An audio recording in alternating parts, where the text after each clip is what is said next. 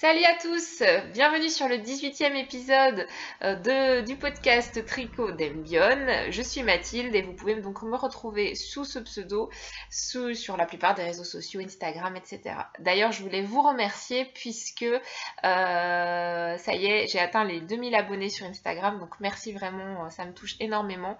C'est un chiffre qui me paraît énorme, surtout quand j'ai commencé.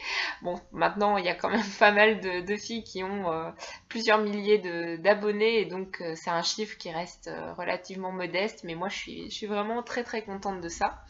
Je vous souhaite également à tous et à toutes une très bonne rentrée, à vous et à vos enfants. J'espère que la reprise au travail ou à l'école s'est bien passée pour tout le monde. Alors moi j'ai quand même pas mal de choses à vous montrer au niveau tricot, hein, comme d'habitude, les projets terminés, les en cours. Ça a pas mal carburé ces dernières semaines sur les aiguilles. Pardon. Et donc j'ai fini pas mal de projets, j'en ai terminé 4. Et je vais vous parler en premier de celui qui me semble être le plus gros projet. C'est mon pull, Princesse Fiona. Alors la dernière fois que je vous l'ai montré, il y avait uniquement... Enfin le corps était fini, il manquait que les manches en fait. Depuis, les manches ont été tricotées. Et donc voilà ce que ça donne. Hop! Donc évidemment, je ne le porte pas parce qu'il fait encore 25 degrés. Donc on n'est plus dans la canicule, au cœur de la canicule horrible qu'on a eue la semaine dernière. Mais il fait encore trop chaud pour porter un pull en mérinos. Donc je vous propose de le voir comme ça. Mais j'avais mis une photo sur Instagram où je le porte. Donc je suis très contente parce qu'il me va très très bien, il tombe vraiment bien au niveau de la poitrine et puis après il part en s'évasant, mais j'ai fait en sorte, comme je vous l'avais expliqué dans le précédent épisode, j'ai fait en sorte qu'il ne parte pas non plus trop, j'avais fait des augmentations en moins pour qu'il ne fasse pas un effet non plus tente de camping. Donc voilà. Alors le blocage a révélé pas mal de choses, hein. Déjà, il a beaucoup, comment dire, régularisé le point. Parce que je rappelle que j'ai utilisé de la Skinny Single de la marque Hedgehog, coloris pollen. Et que la Skinny a une épaisseur qui est un petit peu irrégulière le long du fil. Ce qui fait que quand on la tricote, au niveau des mailles du jersey, c'est pas toujours hyper clean quoi, au niveau de la régularité du point. Mais là, ça va globalement, le blocage a bien régularisé le point. Et on voit plus trop que le fil avait des épaisseurs différentes. Donc je pense que c'est bon à savoir pour ceux qui veulent tricoter de la skinny. Sachez que le blocage va vraiment harmoniser le tricot. Donc ne vous inquiétez pas. Au niveau du coup de la dentelle, le blocage a évidemment changé les choses énormément. Puisque en fait on a vraiment le côté, je trouve, forêt. Moi je vois ça un petit peu comme une forêt de sapin. Je trouve que ça fait un petit peu cet effet là. Et là, ça s'est vraiment révélé au blocage où les petits, voilà, les petits losanges là font vraiment une forme, prennent vraiment leur forme une fois qu'ils ont été trempés dans l'eau et mis séchés à plat. J'ai pas du tout tiré sur le pull, hein. À chaque fois que je tricote un pull, j'arrête le tricot au niveau du corps à la longueur qui m'intéresse. Comme ça, j'ai pas besoin de tirer sur le pull une fois que je le bloque. Et donc, je le fais vraiment sécher bien à plat sans souci. Donc au niveau des manches, c'était donc un système où il fallait relever les mailles et repartir. Et il fallait créer l'arrondi de l'épaule. Donc pour créer l'arrondi de l'épaule, eh bien c'est un système de rang raccourci en fait. Donc on relève les mailles, on tricote jusqu'à un certain point et puis on nous dit d'enrouler, de tourner le fil et de repartir, etc. etc. Donc moi j'ai évidemment, c'est une question de choix personnel, mais les wrap and turn pour le jersey, plus jamais. Enfin, je crois que je ne l'ai jamais fait en fait d'ailleurs, ça me fait assez peur. Je l'aime bien pour le point mousse, mais pas pour le jersey. Donc j'ai utilisé la technique des rangs raccourcis allemands, hein, les fameux German Short Rows. Et voilà, c'est assez propre. En fait, comme on est vraiment on est à la fois sur du relevage de mailles et puis juste le rang d'après, c'est déjà les rangs raccourcis, on se retrouve avec un petit dessin en fait. Je vais voir si je peux pas vous... Ouais, ça sera peut-être plus comme ça. Hop. Voilà, vous voyez, ça fait une ligne qui se voit, mais je trouve que ça n'est pas dérangeant puisque on est vraiment sur le bord de la manche et on est dans l'espèce de fausse couture en fait. Donc je trouve que le rendu est assez intéressant. Par contre, je vois que ma dernière maille, elle est un petit peu lâche, je l'avais pas vue, tiens. Enfin bon, c'est pas ici. Hop, je suis trop haute, là, ouais. Bon, ça va encore. Donc, ce qui implique que la manche est plus longue à faire, puisque dans la méthode raglan, bah, on a déjà fait une partie de la manche, finalement l'épaule est déjà faite, et puis il n'y en a plus qu'à reprendre les mailles en attente et continuer. Là, il faut vraiment faire toute la manche du départ avec l'épaule à faire. Donc c'est plus long, et en plus, les rangs raccourcis, franchement, moi j'ai trouvé ça rébarbatif. Hein. Bon, au début, on est sur une vingtaine de mailles et tout, puis plus ça avance, plus vraiment, en fait, on fait vraiment les rangs raccourcis jusque là, quoi. Donc toute cette zone-ci, là, c'est des rangs raccourcis jusqu'ici. Donc j'ai trouvé ça long, mais bon, il faut ce qu'il faut hein, pour avoir un joli arrondi de l'épaule. C'est vrai qu'après, du coup, ça tombe nickel. Après, pour les manches, ce qui a posé problème aussi, mais ça c'est avec ma façon de tricoter, hein, vous n'aurez peut-être pas le même problème, c'est que moi, pour obtenir la longueur nécessaire entre le haut de l'épaule et l'aisselle, j'ai fait plus de rangs que demandé dans le modèle. En fait, il faut un nombre de centimètres. Donc moi, transposer les centimètres en rang, je fais toujours plus de rangs puisque je tricote serré, blablabla, toujours le même problème. Donc du coup, quand j'ai dû relever les mailles pour faire les manches, j'ai relevé beaucoup plus de mailles que ce qui était prévu pour ma taille. Parce que j'avais forcément plus de rangs, donc j'avais plus de mailles à piquer, etc. Donc sur le moment, je me suis dit c'est pas très grave, même si c'était quand même important. Hein. Je me suis retrouvée avec la taille 48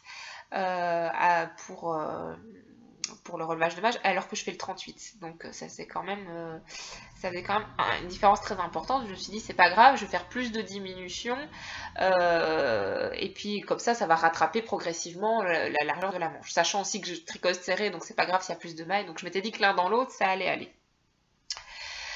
J'ai quand même commencé à avoir un doute, au bout de 5 cm sous l'aisselle, je me suis dit tiens quand même, ça ne se prend pas bien la forme de l'épaule, ça fait des plis, des boursouflures et tout ça, c'est quand même pas génial. Mais j'ai été têtue, j'ai continué, je me suis dit ça va aller, etc. Et puis arrivé, bon j'étais là, hein, j'étais aux côtes, en fait j'étais aux côtes. J'ai réessayé le pull, réessayé, je me suis dit non ça va pas, ça n'ira pas. En fait si vous voulez j'avais vraiment des plis. Enfin, le tricot faisait vraiment des vagues comme ça qui n'étaient pas du tout esthétiques. Et même si les vagues disparaissaient assez rapidement parce qu'au niveau du bras ici, ben, ça commençait à se resserrer avec les diminutions, c'était vraiment pas beau. Donc, bon, quitte à avoir un joli pull, autant y passer un peu plus de temps, et ben j'ai détricoté entièrement la manche.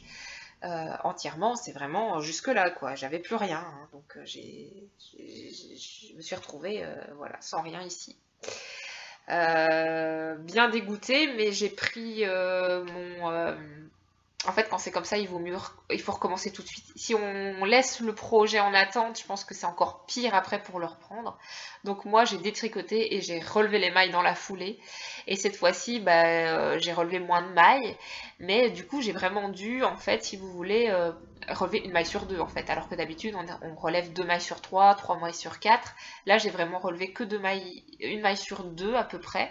Alors, ça va, il n'y a pas de problème. Hein. Je trouve que le tricot n'est ni tiré ni en vague, donc tout va bien. Mais sur le moment, quand même, j'étais étonnée. Donc du coup, je me suis retrouvée avec un nombre de mailles qui correspondait cette fois à la taille 40.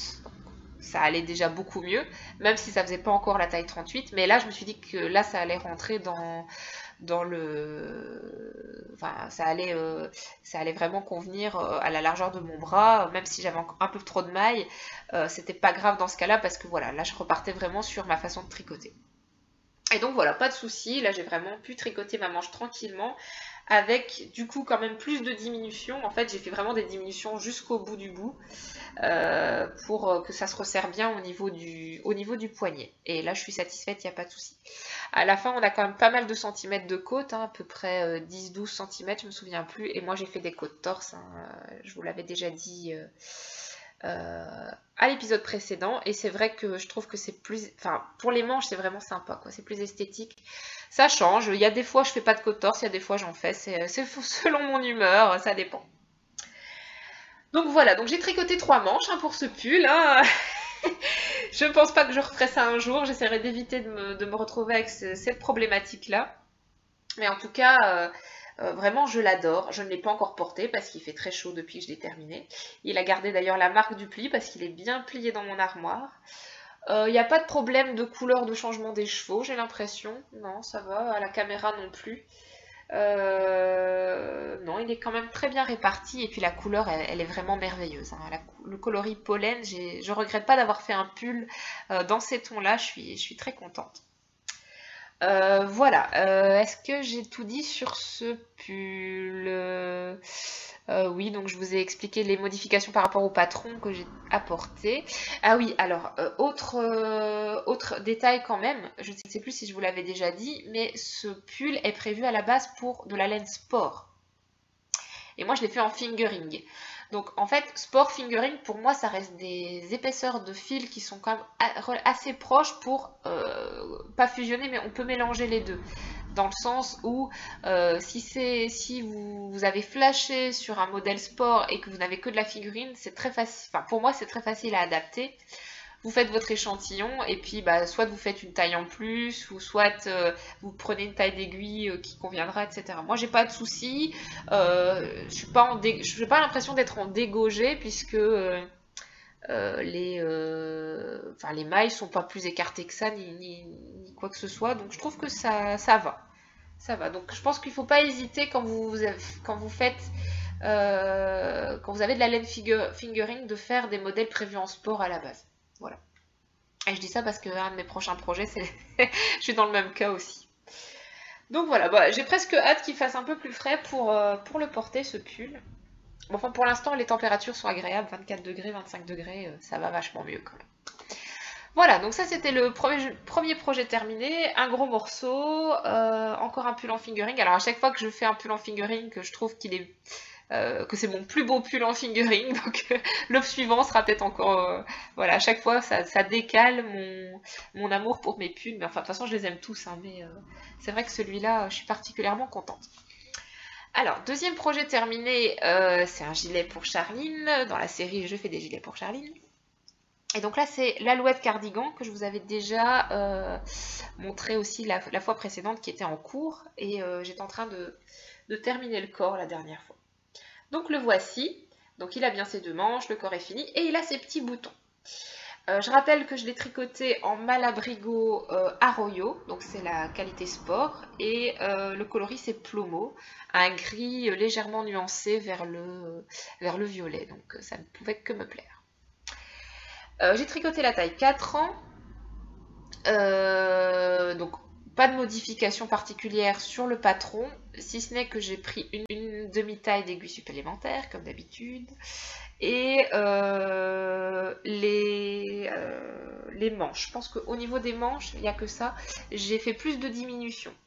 C'est un modèle en fait qui se veut que les manches restent assez larges en fait. Alors moi, j'aimais pas trop que ça soit trop large, donc j'ai fait vraiment diminuer, si vous voulez ici, j'ai diminué jusque là. Donc là, en fait, on refait une petite barre de point mousse. Je vous montre.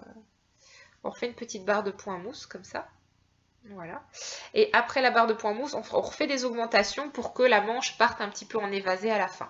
Donc là, je l'ai fait. J'ai fait en sorte que la manche reparte en évasé. Mais j'avais fait plus de diminution à la base pour que ça resserre quand même un petit peu sur le bras avant de repartir en évasé. Voilà, c'est un petit peu compliqué, mais... Alors, comme les finitions au niveau de la fin des manches et de la fin du corps sont en point mousse, moi ce que je fais, c'est que je fais une petite maille glissée au début du tour. Bon là c'est peut-être pas super joli parce que c'est sur très peu de rangs. Mais voilà, en fait je fais ça pour éviter l'effet escalier du point mousse. Alors je regarde si sur l'autre manche c'est pas plus joli. Donc ça donne la même chose. Il n'y a que 5 rangs, donc forcément la maille glissée on la voit pas beaucoup. Hein. Voilà. Je sais pas si vous voyez. C'est juste une maille glissée hein, pour que le début de tour soit propre, je trouve. Qu'il soit un peu plus propre. Voilà, donc l'arrière hein, qui est très joli aussi, on a juste un rappel du motif. Et puis les petits boutons, donc j'ai pris des boutons 1,5 cm. Ça je trouve que ça manque souvent sur les patrons. Ils ne précisent pas la taille idéale du bouton par rapport au modèle et à la boutonnière du coup qui est décrite dans le patron. Souvent la boutonnière, on vous dit faites un jeté ou faites deux jetés, enfin en fonction de comment elle est faite, ça vous fait un trou plus ou moins gros. Puis derrière on vous dit pas quelle taille de bouton mettre, donc on se retrouve un petit peu dans le flou. Enfin moi j'aime bien être guidée de A à Z, donc j'aurais aimé qu'on me dise quelle taille de bouton il faut. Bon bah là j'ai décidé de mettre ceux-là. Ça reste, je pense, la taille qui est quand même idéale parce que voilà, c'est un gilet qui reste avec une laine fine mais pas non plus fingering. Donc fallait pas mettre des trop gros boutons je pense. Et puis par rapport au trou, ça tient bien donc il n'y a pas de problème. Donc je vous les montre de plus près. En fait j'ai fait un bouton sur deux. Donc il y a deux boutons, il y a deux styles de boutons différents, un bouton sur deux. Le premier c'est des rayés gris en diagonale et les deux c'est des gris clairs, les deuxièmes c'est des gris clairs tout simples. Ce sont des boutons, je vous le donne en mille, que j'ai trouvé chez Action. Ils sont en plastique, donc c'est tout bête, mais je trouvais ça joli. Je vous préférais rester dans les mêmes tons que le gilet, afin que voilà, on puisse la sortir facilement, parce qu'après si on met des boutons rouges ou des boutons jaunes, des boutons verts, ben c'est bien, mais du coup ça limite un petit peu les possibilités de combinaison avec les tenues après. Donc voilà. Voilà pour ce gilet en taille 4 ans. Donc il est quand même bien large. Hein. Ça sera de nouveau pas pour tout de suite, mais c'est pas grave. Il va attendre son heure dans le placard. Voilà pour le deuxième, le deuxième projet terminé, pardon. Voilà. Donc je le replie. Le troisième projet terminé, c'est aussi un gilet pour Jacqueline. Je suis désolée, il va y en avoir beaucoup. Hein. Je vous avais prévenu dans les épisodes à suivre là. Maintenant, je suis très déçue de vous le montrer alors qu'il n'est pas boutonné puisque je n'ai pas encore trouvé, enfin en tout cas reçu du coup, les boutons pour ce gilet là. Donc il s'agit du gilet Little Trace de Lily Come To que j'ai tricoté en taille 4 ans comme d'habitude et c'est un gilet qui m'a voilà, je me suis un peu pris la tête avec les boutons justement. J'ai tout fouillé dans ce que j'avais parce que je commence à avoir quand même un stock aussi assez important comme je vais souvent chez Action et que j'achète souvent leurs boutons. Et en fait, je me suis rendu compte que la plupart des boutons que j'avais étaient trop gros pour le gilet, parce que là, en l'occurrence, il est fait en laine fingering, même en light fingering, puisqu'il est fait en Malabrigo sock. Et du coup, la finesse de la laine fait que si on met des gros boutons dessus, je trouve que ça jure un petit peu. Donc j'ai mis un avis sur Instagram, je vous ai demandé votre avis. Est-ce que j'avais des boutons d'1,8 cm, ça faisait quand même gros, mais en tout cas ils étaient ton sur ton, donc c'était bien. Le reste, j'avais des boutons un peu plus, alors soit trop petits, soit un peu plus petits, donc qui auraient pu convenir, mais la couleur n'allait pas dans ces cas-là ou n'allait plus. Parce que, idem pour ce gilet-là, j'aimerais bien du ton sur ton. En fait, je me suis mis vraiment. Quand j'ai décidé un truc, parfois je suis un peu carré. Et là, je voulais vraiment rester uniquement dans le ton sur ton. Donc, blablabla, mais je vous le montre. Ce qui m'a amené donc à devoir commander des boutons quoi. Enfin voilà, on en est là, hélas. J'ai une caisse énorme avec la moitié de la caisse c'est des boutons et je suis obligée d'en commander parce qu'il n'y a rien qui allait. Donc j'attends ça avec grande impatience, mais pour l'instant c'est pas arrivé. J'aurais aimé que ça arrive tout à l'heure, que je puisse vite les coudre pour vous le montrer, mais pour l'instant c'est pas là. Donc j'ai pris des boutons ton sur ton avec un petit motif. Vous verrez ça plus tard sur Instagram ou je vous remontrerai vite fait dans le prochain épisode. Bon, je vous le montre quand même parce que du coup, comme il n'est pas boutonné, bah, ça part un petit peu dans tous les sens, mais le voilà. Donc comme c'est une couleur foncée, ça va moins bien passer à la caméra. Donc là, on est vraiment sur un violet qui tire sur le bleu. Enfin, c'est un violet. Il y a des violets rouges, des violets bleus. Là, c'est un violet bleu et qui a des petites nuances voilà, plus clair en fait, si vous voulez. Là, on voit un petit peu les nuances, mais il paraît presque gris à l'écran alors qu'il est vraiment violet-violet. Hein. Alors, je vous montre donc l'intérêt de ce gilet, bah, c'est la petite dentelle ici. D'accord. Hop. Voilà, là, je pense qu'on la voit. Ou alors, je vous le mets en transparence. Ah ouais, en transparence, c'est mieux. Voilà, vous avez une petite dentelle ici qui est très jolie, très simple à faire, il n'y a aucun problème. Et vous avez exactement la même en miroir de l'autre côté. C'est un gilet qui se construit du bas vers le haut. Alors, je sais pas pourquoi, mais dans ma tête, alors que j'ai lu le patron, enfin, j'ai regardé le patron sur internet, je l'ai acheté, je l'ai imprimé, je l'ai mis dans mon classeur, je l'ai un petit peu lu en diagonale, et à mes yeux, j'étais persuadée que c'était un top-down. Donc, je sais pas ce que j'ai foutu, mais j'ai jamais vu, ou alors mon cerveau, mon esprit ne voulait pas admettre que ce n'était pas un top-down et qu'il allait falloir commencer par le bas. Enfin. C'est pas grave, ça m'a pas semblé si pénible que ça, puisque contrairement au semis de printemps, les manches ne se tricotent pas à part, elles se tricotent en relevant les mailles exactement comme le pull Princesse Fiona, d'accord. Donc, bah voilà, c'est juste monter les mailles qui étaient un peu long, faire les côtes, puis après c'était du jersey pendant X centimètres, hein, 24 je pense. Et puis je suis arrivée aux manches, et puis là on sépare le dos des devants et tout ça. Donc ce qui est bien dans cette façon de construire le gilet, c'est que comme on sépare les dos et les devants, on fait un devant à la fois, et au moment de faire la dentelle, eh bien on tricote, on est uniquement sur la dentelle, on est tranquille là-dessus, on peut se concentrer sur la dentelle, puis une fois qu'elle est terminée, voilà. Au niveau donc des manches, je vous l'ai dit, c'est exactement comme le Princesse Fiona. Donc on relève les mailles et puis bah, on s'amuse à faire des rangs raccourcis jusqu'à un certain point. Et puis après on termine la manche tranquillement avec quelques diminutions. Donc ça m'a paru aussi un peu pénible ces rangs raccourcis, mais c'est quand même, ça a été moins long que sur le Princesse Fiona puisque c'est une taille enfant, mais c'est pas ce que je préfère faire, mais ça fait vraiment un bel arrondi. Hein. Je sais pas si vous voyez, mais voilà. Donc au niveau morphologique, je crois que c'est plus idéal que les raglans du coup, hein, mais c'est plus, à mes yeux, c'est un peu plus embêtant à faire, un peu plus laborieux. Donc une fois que tout ça est fait, eh bien on relève les mailles tout le long des côtés, de l'encolure et de l'autre côté, et puis on fait un rabattage en I-cord, d'accord. Et alors c'est un type d'i-cord que j'avais pas encore fait, puisque d'habitude je fais les i-cords sur 3 mailles, et là c'était un i-cord sur 4 mailles, donc l'i-cord il est un petit peu plus épais du coup.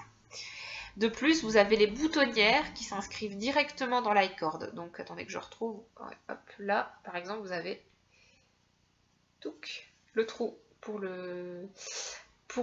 passer le bouton. Et en fait, c'est au moment où on fait l'i-cord, on le fait à un moment donné pendant 2 mailles, on le fait dans l'air en fait, et puis on rattache de l'autre côté.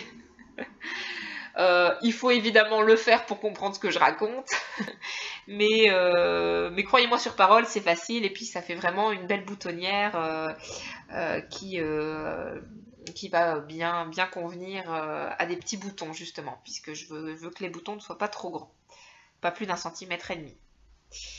D'ailleurs, je remercie, hein, il y a une personne qui m'a proposé, qui m'a montré des boutons, m'a proposé de me les envoyer, c'était adorable, puis j'ai décliné parce que, bon, d'une part, je trouve ça un peu abusé de ma part d'accepter, et puis d'autre part, ils étaient un tout petit peu trop petits du coup. Et comme quoi, ça ne va jamais, c'est trop grand, trop petit. Enfin, on va y arriver, hein, j'attends, ils arrivent, ils seront dans ma boîte aux lettres, j'espère au plus tard demain. Donc voilà pour ce petit gilet en taille 4 ans. Donc ça fait le 3e gilet terminé pour Charline. On y arrive, hein, franchement ma fille elle va être bien habillée cet hiver, enfin, ou l'hiver prochain, on verra. J'espère qu'elle va pas être trop petite pour les mettre cet hiver, puis trop grande pour les mettre l'hiver prochain. Là je vais bien rager quoi. Mais je pense que de toute façon, on n'a pas forcément des printemps ou des débuts d'été très chauds. Là, on a chaud depuis un mois, mais sinon, on n'avait pas super chaud. Moi, je mettais encore des gilets. En juillet, j'ai mis des gilets. En fin juin, j'ai mis des gilets. Donc ce ne sera pas forcément hors saison si elle le met plus tard. Voilà. Donc troisième projet terminé, presque terminé, parce que pour moi, tant que les boutons ne seront pas cousus, il ne sera pas vraiment terminé. Et ça, c'est mon côté. Ensuite, quatrième projet terminé. Alors là, j'ai envie de m'auto-congratuler d'avoir enfin terminé ce truc que je traîne depuis mi-juin. Je ne sais pas ce que j'ai foutu, pourquoi est-ce que ça m'a pris autant la tête, enfin pas la tête, parce que c'est pas que ça prend la tête, mais juste que ça m'a saoulé, quoi. Vous voyez de quoi je parle? C'est les chaussettes de juillet. Tadam! Ça y est, alors oui, alors, ne me critiquez pas, je n'en ai qu'une sous la main, l'autre est à la salle de bain, j'ai pas envie d'aller la chercher, mais je vous le jure, il y en a deux et elles sont finies. Elles sont finies. Donc des chaussettes, tout ce qu'il y a de plus basique. Donc c'est pour ça que je comprends d'autant pas pourquoi j'ai bloqué sur ces chaussettes. La couleur est magnifique, c'est de la lili-neige, hein, c'est la couleur du corps du pied, c'est de la lili-neige, coloris couché de soleil, d'une douceur inestimable, c'est vraiment très doux comme laine. Et puis les orteils, le talon et tout ça, c'est de la jog hein, en soc, donc aucun souci non plus, mais je sais pas pourquoi j'ai eu du mal avec ces chaussettes, voilà. Je pense que du coup les suivantes, je vais me mettre quand même un petit motif. Comme quoi c'est contradictoire parce que pour moi la chaussette c'était le côté simple qui me motivait. Et bah là en l'occurrence je pense qu'un petit motif ça va me motiver. Ou alors je fais une chaussette sur deux, une paire de chaussettes pardon, une paire de chaussettes sur deux avec un motif et une paire sur deux sans motif avec juste du jersey. Ça peut être une possibilité, peut-être que c'est ce qui me manquait. Enfin bon, quoi qu'il en soit, je rappelle encore à la construction, mais c'est toujours la même. Turkish Caston pour les orteils. J'augmente, là j'ai augmenté jusqu'à 60 mailles. Ensuite, tranquillement, je monte jusqu'à ce que j'arrive au centimètre requis par rapport à ma pointure 37. Je fais le talon au Fischlips Heel. Je monte jusqu'à la hauteur désirée. Et puis, je fais des côtes. Alors là, les côtes, j'ai testé une nouvelle façon de faire les côtes. Donc conseillé par Cécile de la cabane tricotée. Et je vous montre de plus près. Voilà, donc en fait c'est 3 mailles endroit, une maille envers pour un rang. Et puis c'est une maille endroit, une maille glissée, une maille endroit, une maille envers le rang suivant. Et on répète ces deux rangs jusqu'à la hauteur souhaitée. Ce qui fait que du coup ça rend les côtes, je trouve, assez solides et bien élastiques aussi. Voilà, donc hop, quand c'est écarté, vous voyez, ça donne ça. C'est joli, je trouve, c'est sympa. C'est sympa. Pour le rabattage, je crois que j'ai pas encore trouvé la meilleure méthode du monde. Enfin, c'est assez élastique pour être maintenu sur mon mollet, donc je vais pas me plaindre. Voilà pour les chaussettes de juillet. Du coup, j'en profite pour dire tout de suite que je n'ai pas encore commencé celles de septembre. Donc celles d'août, elles sont terminées, hein, je les ai faites au mois d'août, de façon normale. Je les ai terminées, je vous les ai montrées la dernière fois. Et les chaussettes de septembre, faut le temps que je m'en remette un petit peu.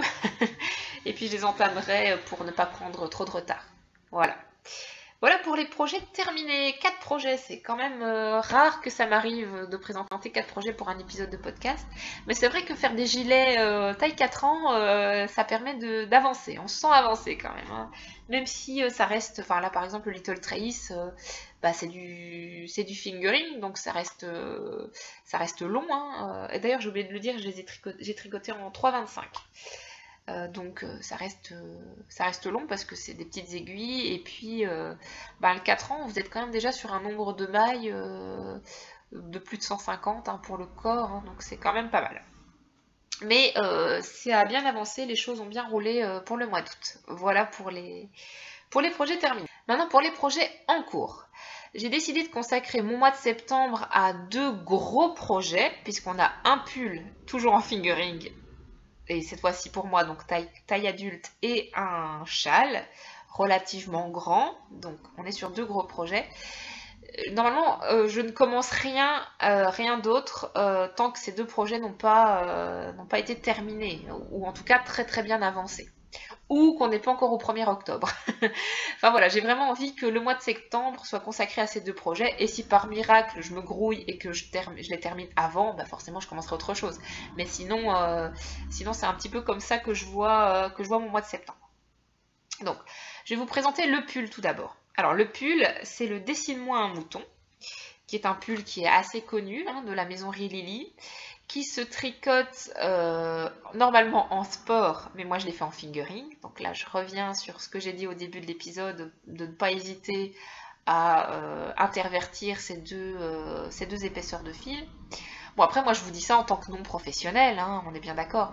Peut-être que les créatrices de patrons, elles hurleraient en m'entendant parce que non, normalement, faut pas faire ça et tout ça. Mais je pense que ça reste adaptable. Adapter de la worsted en fingering, c'est un petit peu plus compliqué.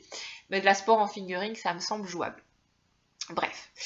Donc c'est un pull que j'ai décidé de faire bicolore, alors que normalement le Dessine-moi un mouton, ben, on peut y mettre 5 couleurs contrastantes différentes.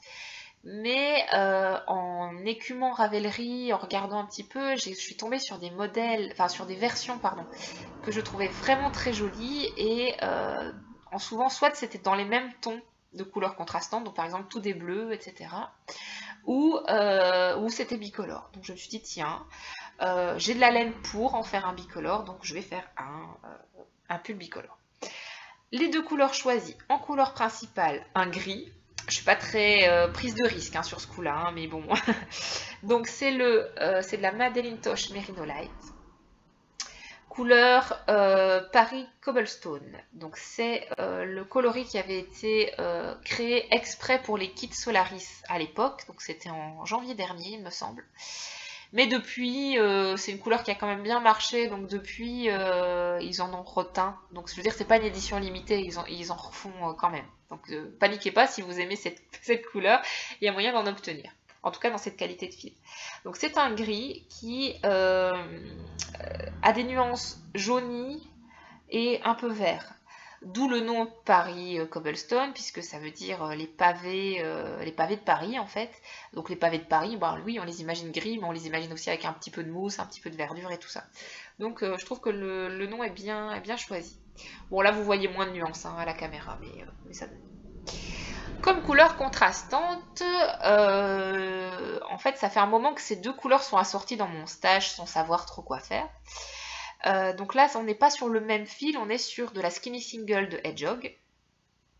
Mais comme c'est deux fils single, je trouve que ça va bien ensemble, bien que la Skinny est plus fine que la Merino Light. Mais ça pose pas de souci.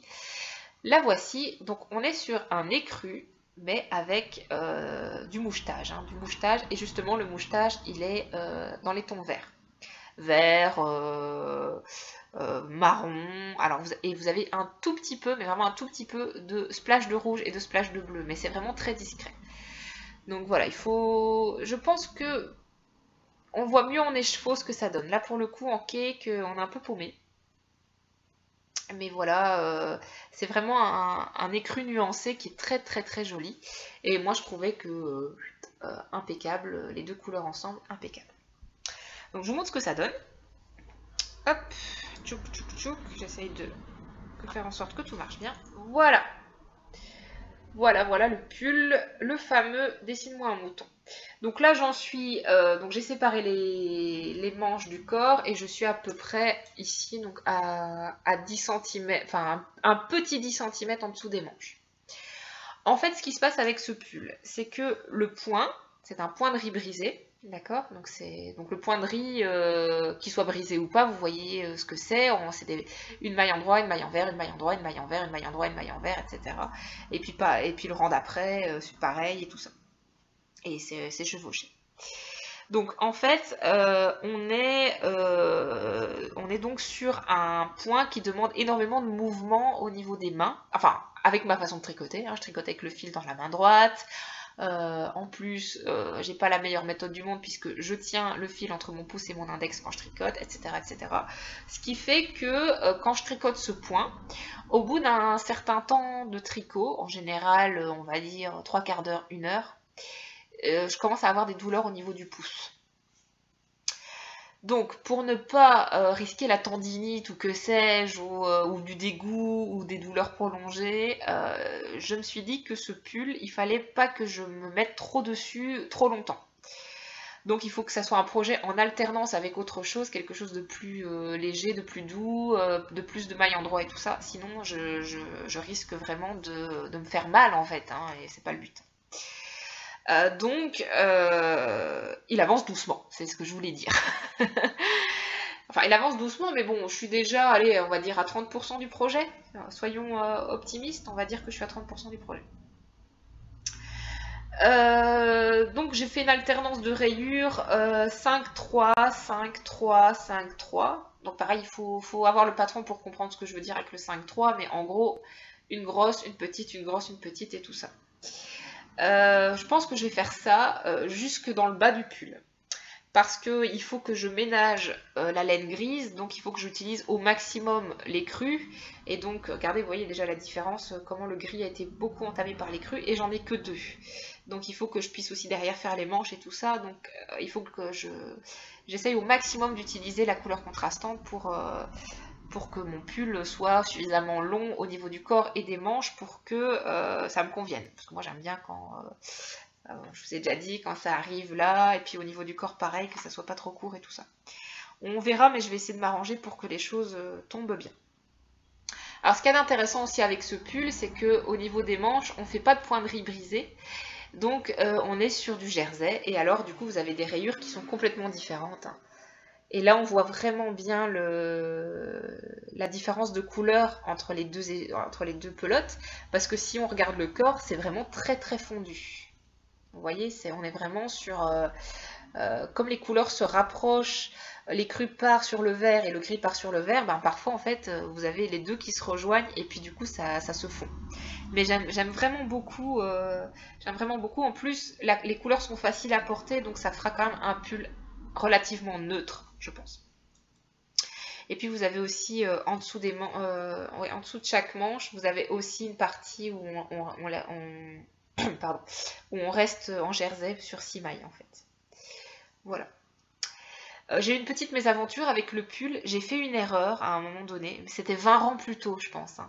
Donc j'ai fait une erreur dans le point de riz brisé, donc j'ai dû faire une maille en vert à la place d'une maille en droit, et du coup, moi ça me sautait aux yeux. Alors j'ai demandé à mon mari, il m'a dit mais non ça se voit pas, te prends pas la tête et tout.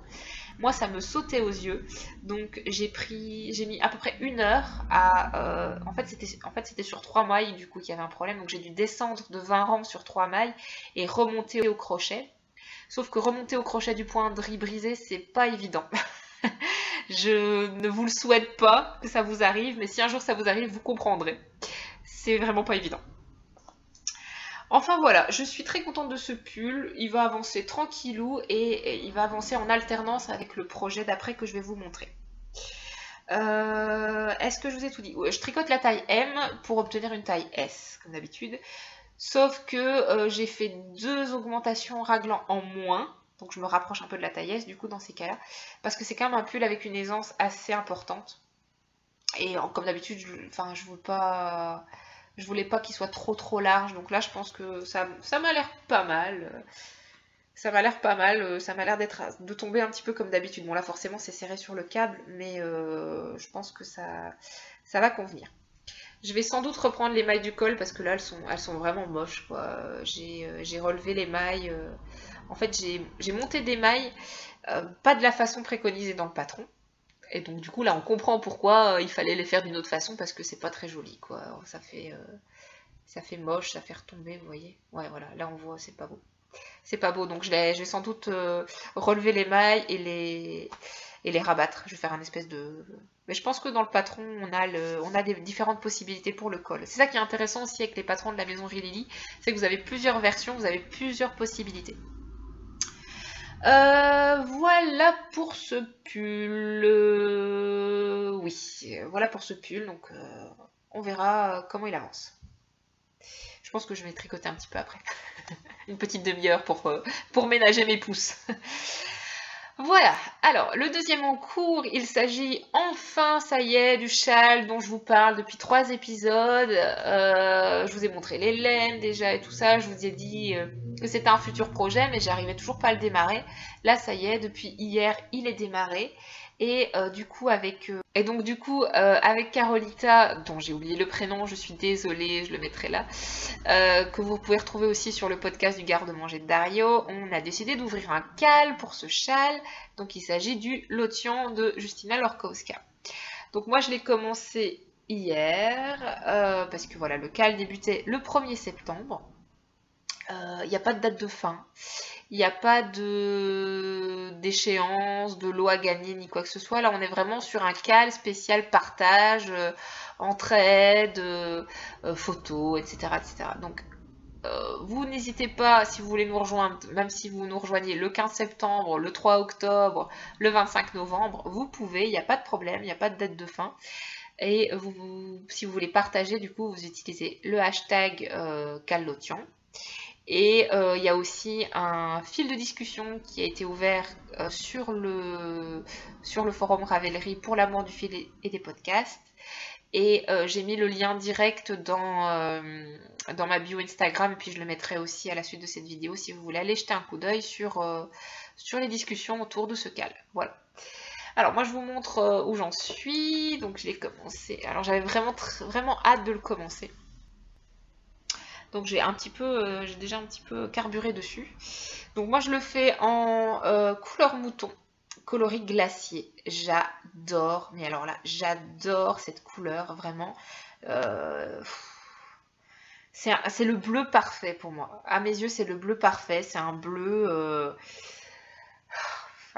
un petit peu désaturé, qui tire un tout petit peu sur le vert, mais ça le rend pas turquoise pour autant.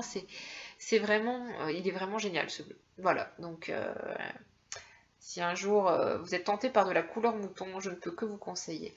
Par contre, je sais plus c'est quelle qualité, j'ai oublié. Alors c'est soit Dolce Vita, soit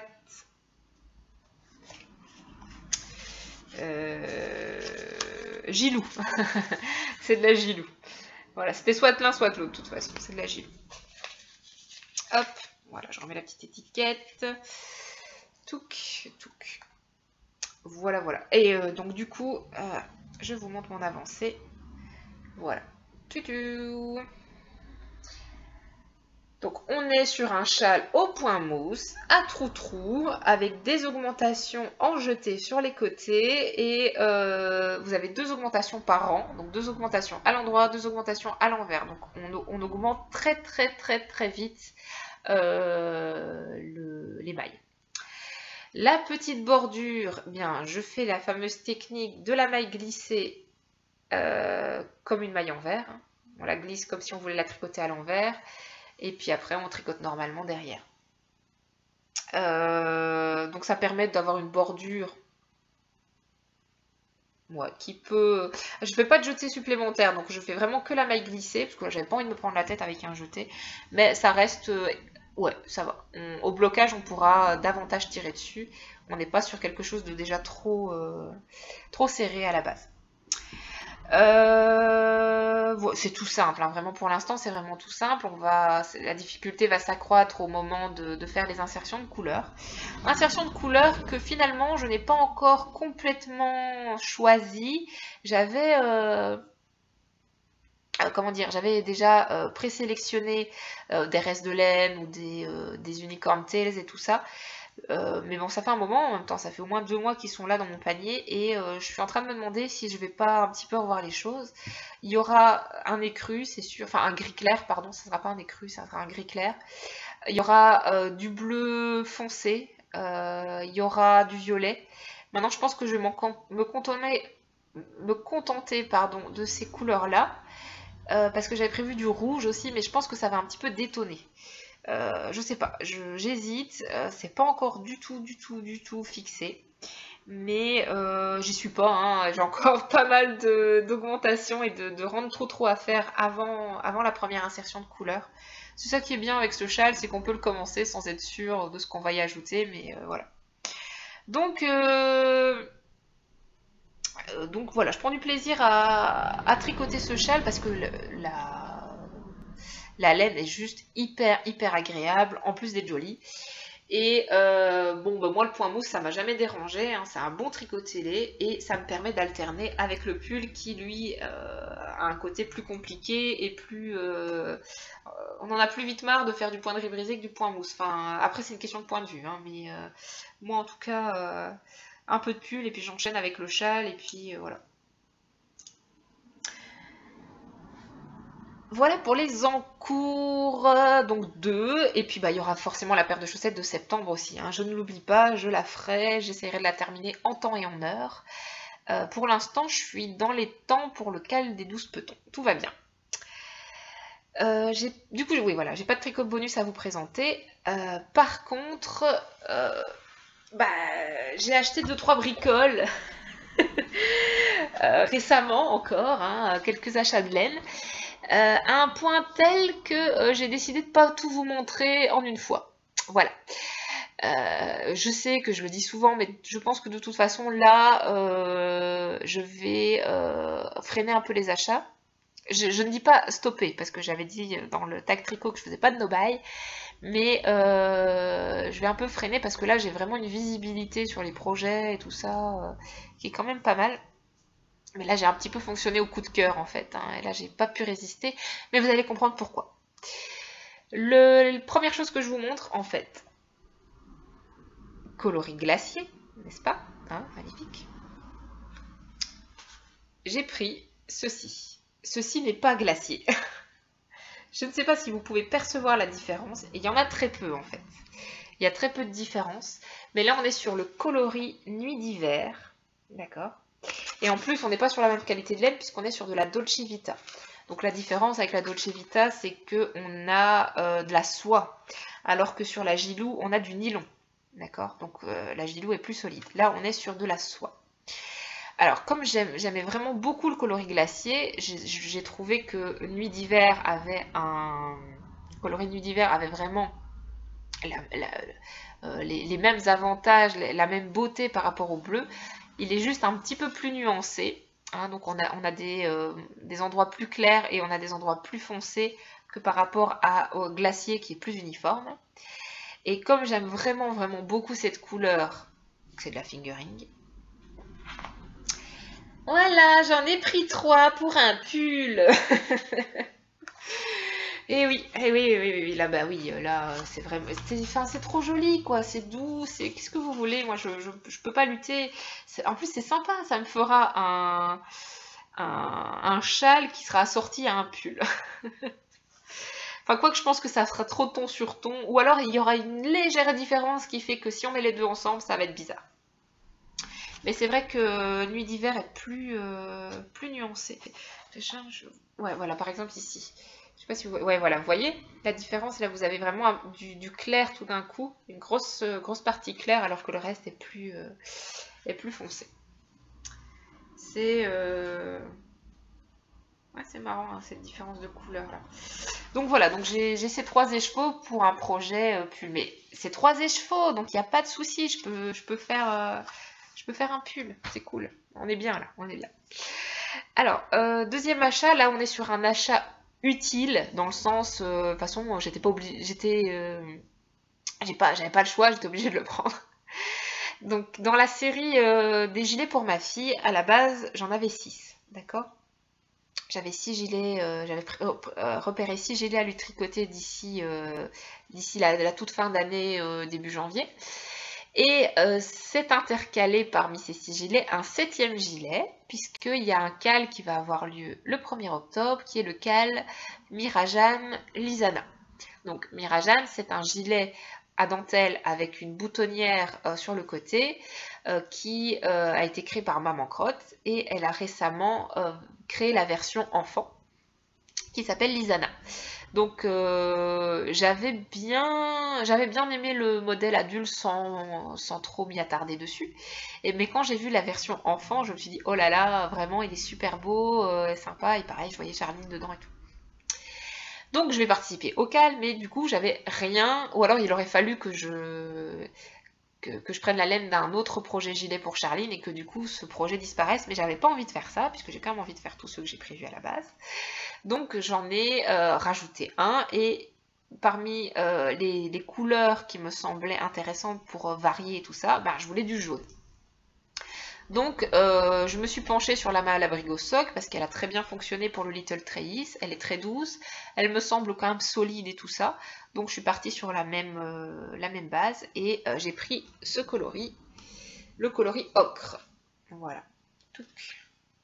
Donc, c'est un jaune finalement qui est assez pâle. Enfin, pâle. Oui, c'est ça. Il est un petit peu pâle, un peu pâli, un peu dessate comme ça. Donc moi j'aime bien parce que j'aime pas les jaunes trop flash. Maintenant je suis un petit peu déçue parce que je pensais qu'il allait être un peu plus lumineux. Parce que je l'ai commandé sur internet.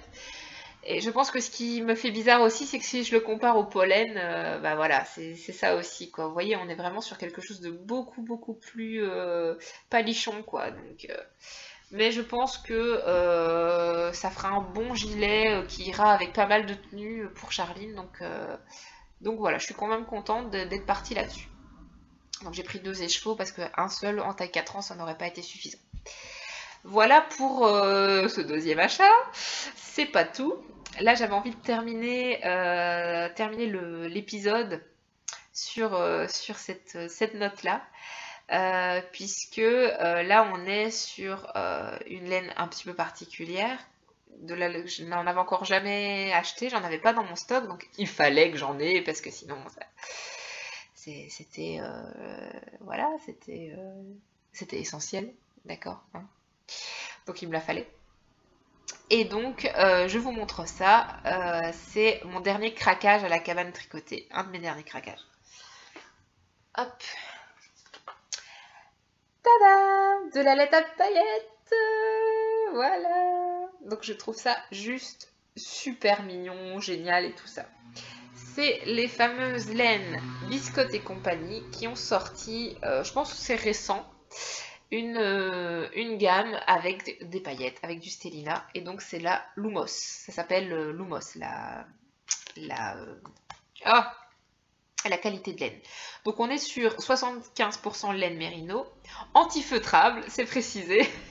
Je ne risquerai pas je me risquerai quand même pas à le mettre en machine, mais bon.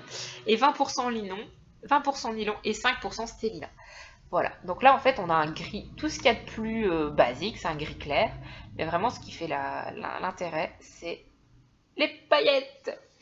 Et puis celui-là, bah, noir, parce que là j'ai déjà un projet pour lui, mais je vous en parle pas pour l'instant, c'est pas vraiment une surprise, parce que voilà, de toute façon ça reste un projet tricot dans la suite des choses, mais je sais déjà ce que je vais faire avec. Je pense que ça sera un projet au mois d'octobre en complément du Lisana, en espérant que j'ai terminé mes encours d'ici là, mais on verra. Donc vraiment super sympa. Du coup le gris, je sais pas encore ce que je vais en faire. Mais au pire du pire, il y a du nylon dedans. Donc de toute façon, ça peut, ou en tout cas une partie de l'écheveau peut finir sur des chaussettes puisque il a la résistance pour être mis sur les pieds. Voilà. En plus, elle est super douce, quoi. Donc voilà mes derniers craquages. Hein. Et le pire, c'est que je me montre pas tout, quoi. C'est horrible. Ouais, franchement, mieux vous rire que pleurer. De toute façon, je suis atteinte. Hein. En plus, je vais à la cabane demain encore. C'est un tricoté où... En fait, c'est le tricoté, entre guillemets, spécial anniversaire tricoté, parce que le premier tricoté qu'on a fait à la cabane, c'était fin août 2015. Et là, bah, on est début septembre, donc on fait un espèce d'anniversaire anniversaire tricoté à la cabane. Donc c'est super sympa. Mais bon, c'est vraiment trop un lieu de tentation, cette boutique. Vraiment, je sais qu'il y a plein de gens qui disent qu'on a trop de la chance d'habiter pas trop loin. Et encore, moi j'ai quand même 45 minutes de route. Hein. Je suis pas non plus à 5 minutes à pied. Enfin, après, heureusement. Mais ceux qui habitent loin sont peut-être moins tentés parce que je vous jure que c'est vraiment la lutte. Enfin non, je lutte même pas. Donc voilà, je vous montrerai les autres la prochaine fois. En espérant qu'il n'y en ait pas des nouveaux qui soient ajoutés parce que... Mais ça tient toujours dans ma boîte. Heureusement que j'ai un débit tricot qui est quand même pas dégueu parce que ça permet de diminuer. Hein, parce que sinon, c'est ce que me dit Cécile à chaque fois. Quand je passe à la caisse, elle me dit oh mais toi tu peux, de toute façon derrière tu tricotes. C'est vrai qu'il y en a, je pense qu'elle doit avoir des clientes qui achètent et qui tricotent peut-être pas forcément Enfin, en tout cas, c'est vrai que moi, ça descend quand même si ça descend pas aussi vite que j'achète. De toute façon, ça serait humainement impossible. Mais voilà, là, je trouve mon stash très très beau. Je suis très contente. Il n'y a rien en trop, je trouve. Il n'y a rien qui me déplaît. Donc, je sais que ça finira en projet. L'hiver va être long, l'hiver va être rude. Et puis, je pourrais me plonger dans ma laine comment dire, me consoler. Voilà. Bon, allez, je clôture cet épisode sur cette note un petit peu folle et humoristique. Et je vous fais des gros bisous. Je vous souhaite un bon mois de septembre et je vous dis à la prochaine fois. Salut!